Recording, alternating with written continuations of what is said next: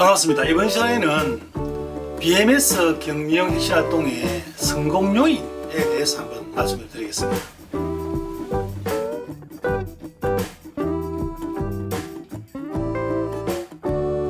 제가 이제 20년 동안 국내뿐만 아니라 해외를 다니면서 다양한 업종에 다양한 기업을 컨설팅하면서 BMS 체계를 정립을 했다라고 이제 지난 시간에 말씀을 드렸습니다. 그런데 이제 각각의 기업은 업종이라든지 규모라든지 지역 또 생산 제품에 따라 가지고 이 BMS를 획일적으로 사실은 적용을 해서 성공적으로 하기는 굉장히 어렵습니다. 그래서 컨설턴트는 그 업종이라든지 사람에 맞는 그 지역에 맞는 적절한 수단과 방법을 잘 개발해서 정말 그 리더십을 잘 발휘해서 잘 이끌고 나가야 됩니다. 우리가 이제 격려하게 보면 격려하기에는 답이 없다 이런 말이 있습니다. 그 회사에 맞는 툴이 있는 거예요. 절차가 있는 것이고. 우리가 언뜻 장치 산업하고 조립 제품은 다 다르죠. 그러나 기본적인 성공 요인이 있는 겁니다. 거기에 대해서 오늘 말씀을 드려보겠습니다. 결국 격려 핵심활동이라는 것은 구조를 바꾸는 겁니다. 제가 주로 하는 그 생산의 구조를 바꾸는 활동을 제가 주로 하고 있습니다만은 생산의 구조라는 것은 공정의 편성, 사랑의 배치, 생산관리, 품질관리 이런 어떤 생산의 구조를 바꾸는 것. 그 다음에 제품의 구조를 바꾸는 겁니다. 어떤 제품을 생산할 것이냐, 어떤 부가가치 있는 품질 좋은 돈이 되는 어떤 제품들을 신제품을 만들 거냐 하는 제품의 구조. 그 다음에 조직의 구조. 조직을 어떻게 운영할 거냐. 그 조직에 맞는 인재를 어떻게 육성하고 어떤 시스템을 갖추어서 일을 하도록 할 거냐 하는 그 세 가지 조직의 구조, 제품의 구조, 생산의 구조를 적절하게 개선하면서 성과를 내는 것이 격려 혁신 활동이 이렇게 보시면 됩니다. 주로 저는 이제 생산 현장에서의 공정의 구조, 생산의 구조를 바꾸는 활동을 합니다만, 그런데 일반적으로 이런 BMS 격려 혁신 활동을 하다 보면 초기에는 많은 사람들이 사실 긴가민가합니다. 예전에도 이런 활동을 많이 해왔기 때문에 과연 이게 우리 회사에 맞을 거냐, 이렇게 활동해서 성공을 할 거냐, 그래서 많은 사람들은 관망을 하게 됩니다. 조직의 한 10% 내지 20% 정도의 인원은 그 필요성을 느끼고 또는 타업은 최고 경리자를 느낍니다만은 많은 관리자나 경리자, 사원들이 실제 또 새롭게 이렇게 도전하는 활동을 하기가 일시에 참여하는 게 쉽지가 않습니다. 그래서 이제 일반적으로 초기에 이제 지도를 하다 보면 활동하는데 시간이 부족하다, 바쁘다, 예전에 그런 활동을 해봤다, 우리 회사는 규모가 너무 커서 또는 규모가 너무 적어서 잘 맞지 않을 거다 라든지 굉장히 많은 어떤 이 변명 또는 핑계를 대고 있습니다.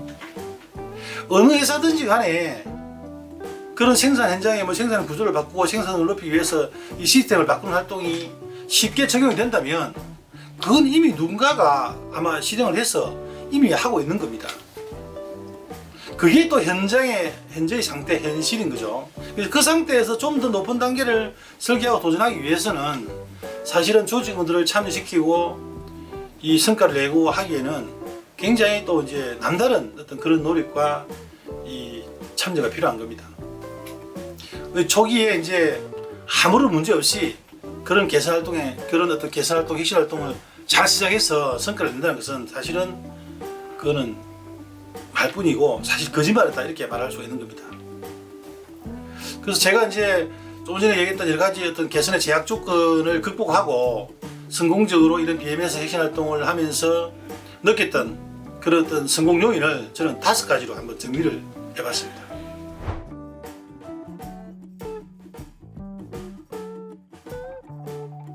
자, 첫 번째 성공 요인은 탑 또는 최고 경영자의 적극적인 참여와 지원입니다. 이거 어떤 품질 혁신 활동이든 생산성 혁신 활동이든 신제품 개발이든 사실 기업은 어떻게 보면 최고 경영자 그 자체입니다. 어떤 조직, 어떤 단체나 마찬가지죠. 최고 경영자가 어떻게 생각을 하고 어디에 주안점을 두느냐에 따라 가지고 그 조직이 움직이게 되어 있습니다. 그래서 기업이 사실은 성과가 나지 않고 적자가 나고 하는 부분도 어떻게 보면 뭐 사원들이 열심히 일을 하지 않아서 그렇습니까? 아닙니다. 최고 경영자의 의사결정, 이게 문제가 되는 거죠. 뭐 돈이 없으면 뭐 은행에서 빌리면 되고, 인재가 부족하면 인재를 육성하면 되고, 아니면 인재를 채용하면 되고, 그죠? 뭐 설비가 부족하면 설비가 사면 되고, 그런 어떤 결정의 순간순간에 최고 경영자의 어떤 이 판단이 굉장히 중요하죠. 그 조직의 성장과 발전은 거의 최고 경영자의 어떤 판단과 결정에 따라서 좌우된다, 이렇게 말씀드릴 수 있는 겁니다. 저도 이제 예를 들어서 본사가 뭐 서울에 있고 공장이 예를 들어서 충청도에 있고 하는 이런 회사들 지금 이제 그 경영 혁신 활동을 해보면 뭐 정권을 줄 테니까 지원해 줄 테니까 열심히 해봐라, 해보세요, 이렇게 이제 최고 경영자가 그걸 지원이라고 생각하는 사람들이 있는데 절대 그렇지 않습니다. 실제로 활동을 하는 데 있어 가지고 최소한 50% 이상은 직접 시간을 내서 참여를 해야 됩니다. 이게 왜냐 그러면 그때마다 일어나는 그런 내용들을 문서로서 최고 경영자에게 보고하는 것은 한계가 있습니다. 직접 참여해서 우리 회사의 현장에 무슨 문제가 있는지, 우리 사원들의 능력이 어느 정도 되는지, 어떤 개선 활동을 수립하는지, 누가 개선 활동을 잘하고 있는지, 누가 의지가 있는 건지, 이게 지금 이 단계에서는 이 툴보다는 이런 방법을 써야 되겠구나라든지, 그런 부분들을 직접 시간을 내서 참여하지 않으면 그걸 보고서로서 부하 사람들이 써서 보고하는 것은 굉장히 어려운 내용들입니다. 그래서 저는 전체 이제 뭐 하루 8시간 사실상 경영 혁신 활동을 한다라고 보면 실제로 뭐 점심시간 빼고 휴식시간 빼면 한 5시간, 6시간밖에 안 되죠. 그 시간 중에 50% 정도는 의사결정 권한을 가진 최고 경영자가 반드시 참여하라, 이렇게 요구를 하고 있습니다. 그리고 적절한 인력과 조직을 지원해 줘야 됩니다. 그 일을 할 수 있도록. 뭐 조직이 구성하지 않고 일을 하라는 건 어렵죠. 그 다음에 적절한 자금 지원, 돈을 그죠 투자를 해야 됩니다. 뭐 책을 산다든지 여러 가지 뭐 개선 활동, 혁신 활동을 할 때 여러 가지 도구들, 뭐 그래봐야 뭐 간판이라든지 그죠, 뭐 테이프라든지 뭐 설비 이동하는 어떤 그런 비용이라든지 그거죠. 그렇다고 뭐 새로운 설비를 투자하거나 이런 부분 이렇게 할 때는 당연히 그런 의사결정 과정을 또 잘 거치게 됩니다. 어쨌든 첫 번째로 제일 중요한 것은 최고 경영자 타업의 적극적인 참여와 지도, 지원입니다. 두 번째는 혁신 리더의 육성입니다. 이게 전체 조직이 초기에 혁신 활동을 시작할 때 보면 한 10%, 20% 이런 정도는 적극적으로 참여하려고 마음을 먹습니다만 나머지 사람은 관망합니다. 주로 관망하는 사람들은 보면 관리부라든지 뭐 연구소라든지 이런 어떤 직접적인 생산 활동을 하지 않은 사람들은 이제 초기 관망을 하게 되죠. 그러나 이제 성과가 나는 사람들에 대해서 뭐 칭찬을 하고 뭐 상품을 주고 이렇게 동기부여를 하면 차츰 참여를 하게 됩니다만, 이제 어쨌든 초기에 경영 혁신 팀장을 위주로 해서 경영 혁신의 리더를 잘 육성하는 것이 필요합니다.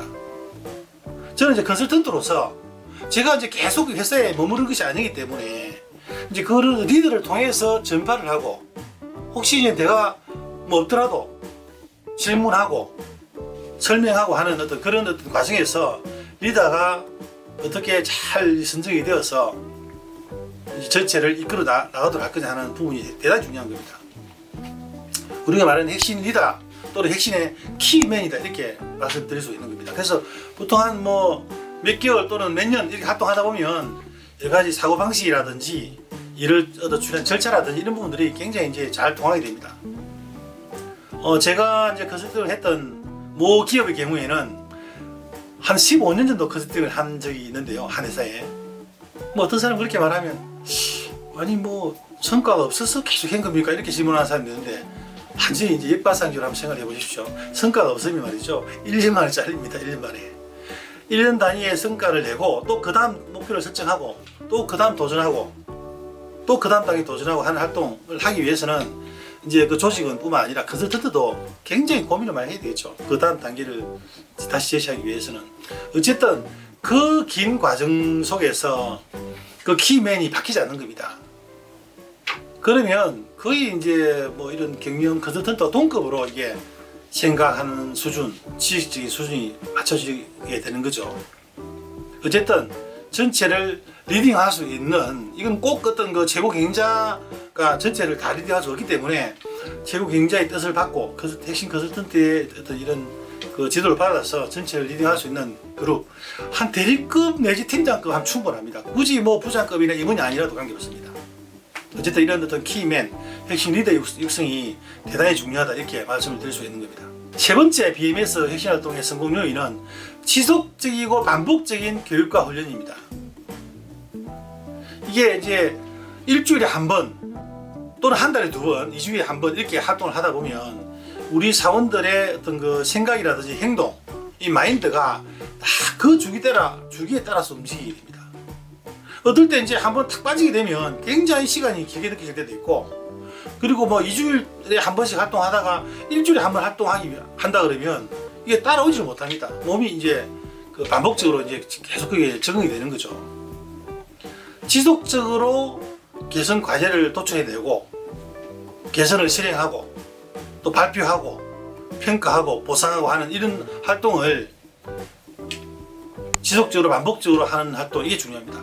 어떤 뭐 날씨가 더울 때는 하지 않고, 물량이 많을 때는 또 바쁘다고 못하고, 물량이 없으면 뭐 성과가 안 난다고 안 하고, 뭐 규모가 크다고 안 하고 적다고 안 하는 게 아니라 그때 거기에 맞는 적절한 수단과 방법을 제시해가지고 잘 개발해서 끊임없이 하는 겁니다. 그래서 우리가 이제 큰 배가 초기에 이제 출항할 때는 상당히 어렵죠. 힘이 많이 들죠. 그런데 한번 출항해서 일정한 속도로 가게 되면 이제 악셀레이터만 살살 밟아주면 굉장히 이제 잘 나가게 되죠. 그러나 가다가 한번 살짝 멈추게 되면 다시 출발하기에는 굉장히 어렵습니다. 그래서 보통 1년, 2년, 제가 이제 평균적으로 컨설팅을 한 그런 그 데이터를 분석을 해보니까 4.5년에서 5년 정도 보통 했더라고요. 보니까 지금까지 20년 동안 기업한 그 지난번에 한 말씀 드렸죠. 근데 이게 그 기간 동안에는 이제 이런 반복적으로 지속적으로 하지 않을 수가 없는 거예요. 왜? 이미 그렇게 하기로 이제 계약을 하고 합의를 하고 하기 때문에. 어쨌든 조직원들은 이렇게 주기적으로 반복적으로 계속적인 어떤 그 개선 활동을 하게 되고, 또 어떤 목표가 달성이 되면 그 다음 단계에 도전하고 하는 활동을 하게 됩니다. 그리고 그런 어떤 개선 활동뿐만 아니라 매년 단위의 어떤 전사원 훈련 과정, 교육 훈련 과정도 반드시 필요합니다. 이제 뭐 직위에 따라서 부서에 따라서 참여하는 정도가 다르고 애사심이 다르고 의식 수준이 다르고 다 다르지 않습니까? 이런 부분들을 어떻게 한 방향으로 이끌고 나가도록 할 거냐, 그리고 다른 부서에서 하는 일도 잘 이제 파악을 하고 서로 협조 관계에 있게 만들려고 하면 이런 어떤 그 교육이라든지 훈련을 통해서만이 이제 성과를 낼 수 있는 겁니다. 유명한 그 선수들이라고 하는 것은 어느 속도에, 뭐 축구 선수도 야구 선수도 어느 속도에 어떻게 공이 오더라도 재빠르게 자기 공을 만들어서 그 다음 액션을 할 수 있는 그런 유연성을 가진 선수가 잘하는 선수들, 이렇게 말씀을 드리죠. 그런 부분들은 지속적으로 반복적으로 교육하고 훈련을 통해서만 이게 달성할 수 있다, 이렇게 말씀을 드릴 수 있는 겁니다. 네 번째로 이 BMS 경영 핵심 활동의 성공 요인은 현장주의의 실천입니다. 우리가 사무실에서 현장 문제를 분석할 수도 있습니다. 물론 비디오를 촬영해서 분석하기도 하고, 과제를 발표하고 할 때는 어쨌든 효율적인 어떤 그 진행을 위해서 이제 오전에 주로 사무실에서 합니다만은 최소한 이것도 50% 이상은 현장에서 해야 됩니다. 문제를 발견하는 것도 현장이고 그 문제에 대한 답도 현장에 있는 겁니다. 제가 예전에 보면 이제 그 기업체뿐만 아니고 관공서에 가서도 제가 특강을 많이 합니다만, 뭐 경찰청이라든지 뭐 법원이라든지 검찰청이라든지 데 가서 강의를 하기도 합니다만은, 그러니까 현장주의를 말씀드리면 야, 우리도 그게 딱 맞다, 이렇게 말씀을 하는 경우를 많이 들었습니다. 모든 문제는 현장에서 발생하고 그 문제에 대한 답도 현장에 있습니다. 저도 이제 컨설팅을 하면서 문제에 대한 답이 잘 떠오르지 않거나 아이디어가 안 떠오르면 현장에 서서 아주 유심히 관찰합니다. 그러면 뭐 사원들의 동작이라든지 자재의 배치라든지 설비의 가공 상태라든지 뭐 이상 소음이라든지, 그죠? 이런 답을 찾을 수 있는 겁니다.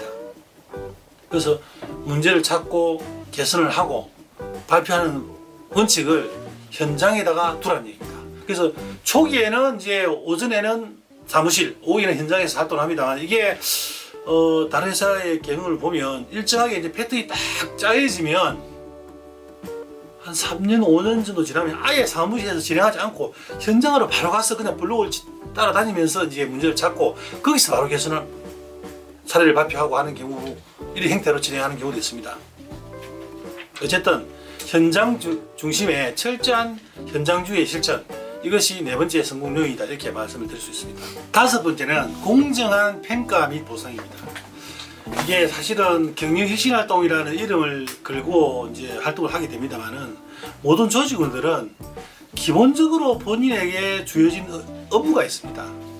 일반적인 업무가 있죠. 그 외에 사실은 또 개선 업무가 추가되는 겁니다. 그래서 모든 사람들이, 모든 조직원들이 이제 의욕을 가지고, 사실 애사심을 가지고 이 활동에 참여하기라는 것은 사실 어렵습니다. 그래서 내가 노력한 결과, 노력한 과정, 그리고 성과가 난 부분에 대해 가지고 적절하게 회사에서 인정을 해줘야 되는 겁니다. 그래서 매 차수마다 저도 이제 열심히 노력한 사람, 그 다음에 성과가 좋은 사람을 찾아서 칭찬을 합니다. 그것은 이제 칭찬이라고 말씀드린 거고, 이제 그때 물론 칭찬하는 어떤 내용들은 말로만 칭찬하는 게 아니고, 적절한 이제 저는 이제 도서 상품권을 많이 이용합니다만은, 이렇게 해서 칭찬하면서 또 그리고 그냥 상을 주는 게 아니고 칭찬 받는 이유를 설명해 줘야 됩니다. 무슨 일을 해서 이렇게 칭찬을 받는다. 그리고 여러 사람 앞에서 칭찬하는 겁니다. 그럼 다른 사람들이 보게 되죠. 아, 저렇게 노력하니까, 저렇게 결과물을 만들어내니까 칭찬을 받는구나. 이런 과정들이 반복이 되면 다른 사람들이 자연스럽게 이제 참여를 하는 겁니다. 그리고 적절한 뭐 분기 단위라든지 반기 단위, 연간 단위에 평가를 해서, 그때는 이제 아웃풋 결과물을 가지고 이제 정량적인 부분뿐만 아니라 정성적인 부분을 같이 통합해서 평가를 해서 적절하게 교육 기회를 준다든지, 또는 뭐 해외 연수 기회를 준다든지 하면 갈수록 참여도가 높아지는 겁니다. 그 초기에 뭐 일반적인 다른 회사도 마찬가지입니다만은, 영업부서라든지 관리부서, 재무부서, 연구소 이런 쪽은 초기에는 생산부서 위주로 이제 활동을 하다 보니까 참여도가 떨어집니다만은, 그 사람들도 칭찬을 들어야 될 거 아니에요. 그 사람들도 회사에 기여하고 있다, 많은 개선 활동을 하고 있다, 이런 것을 이제 자랑하고 상사로부터 인정을 받아야 되기 때문에 참여도가 점차적으로 높아질 수밖에 없는 거죠. 그래서 공정하게 평가해서 적절한 동기부여를 하는 것, 이게 BMS 혁신활동의 다섯 번째 성공 요인이다, 이렇게 말씀을 드릴 수 있는 겁니다. 그래서 오늘은 BMS 혁신활동의 성공 요인 5가지에 대해서 말씀을 드렸습니다. 감사합니다.